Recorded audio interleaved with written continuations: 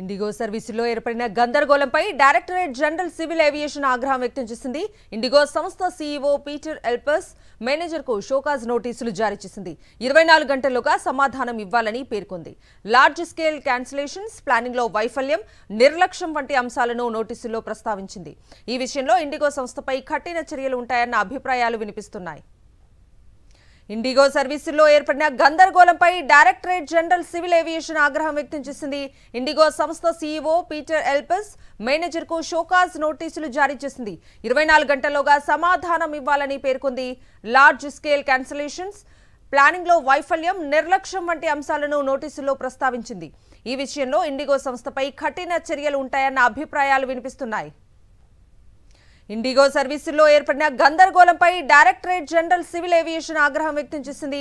IndiGo సంస్థ CEO Peter ఎల్పస్ మేనేజర్కు show cause నోటీసులు జారీ చేసింది.